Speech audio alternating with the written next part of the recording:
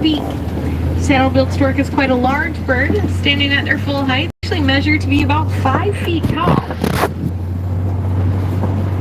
And looking over here to the right, hiding there behind the bamboo, you can see the okapi with their striped pants. Now the okapi, because of that stripe pattern, leads many people to believe that the okapi is closely related to a zebra. Actually, the only relative to the okapi is going to be a giraffe. I know, kind of coming out of left field there. The giraffes and okapi share very similar skull structures, as well as long prehensile tongues. In fact, an okapi's tongue is long enough for them to lick their own eyes and ears.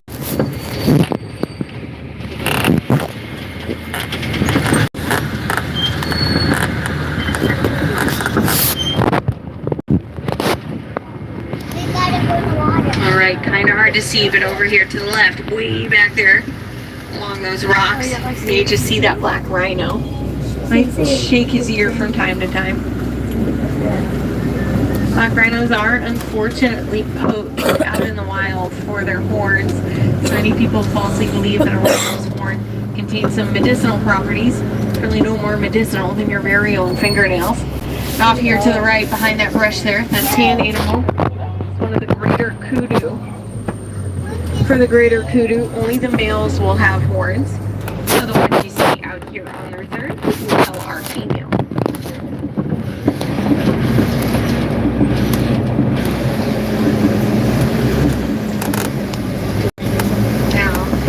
Next animal is coming up here on the left, back in that shaded corner.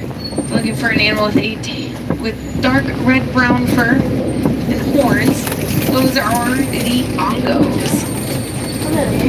Bongos are also known as ghost of the forest, or how difficult they are to find out in the wild.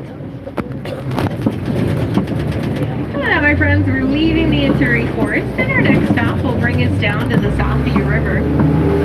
As we head down to the Safi River, go ahead and keep your eye out on that water line. You just may be able to spot a hippo or two. Hippos themselves can be a little tricky to see. They spend most of their time underwater, with the hippo being able to hold their breath for about 8 minutes at a time. It's actually not uncommon to catch a hippo sleeping underwater. Just like how we breathe naturally in our sleep, a hippo will naturally float to the surface, and they need to catch a breath.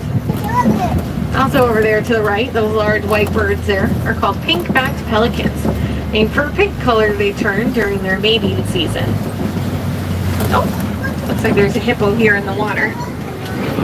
Because hippos can hold their breath for so long underwater, it goes without saying that they are excellent swimmers. Just because they're good at swimming, though, doesn't mean they always like to. They much prefer to just walk along the bottom of the riverbed here, like you see a couple of them doing. Looks like there's some more making their way under the water.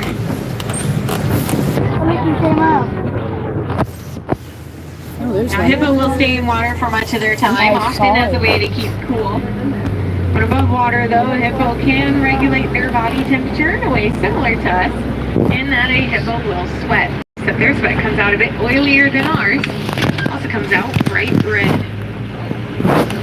Hippos are one of those lucky animals that get fun group names, and a group of hippos all together is going to be called a bloat.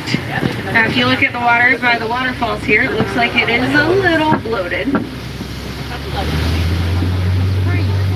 Also here to the left, in this next ravine here, you'll see some Nile crocodiles. Now the Nile crocodile can grow to be 16 feet long and up to 500 pounds, making them the largest crocodilians in Africa.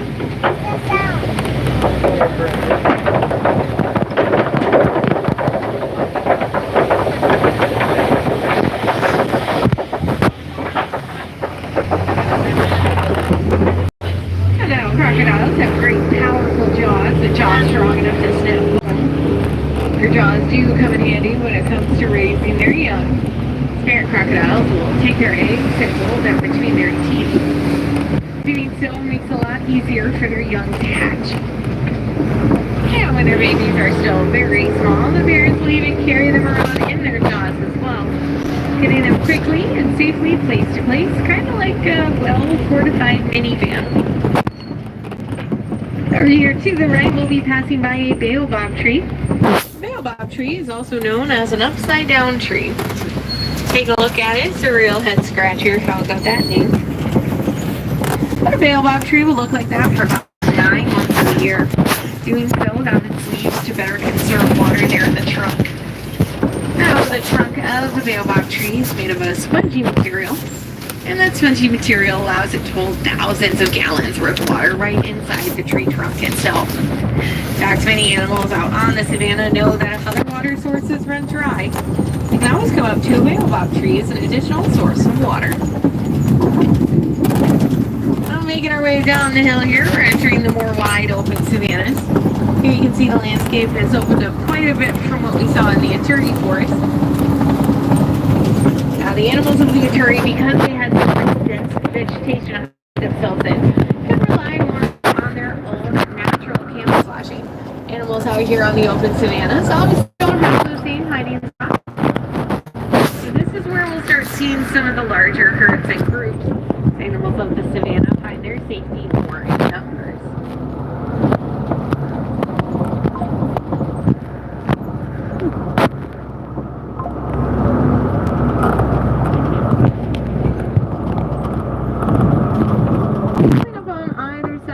Here we'll be passing by these mounds coming out of the ground. These are the termite mounds.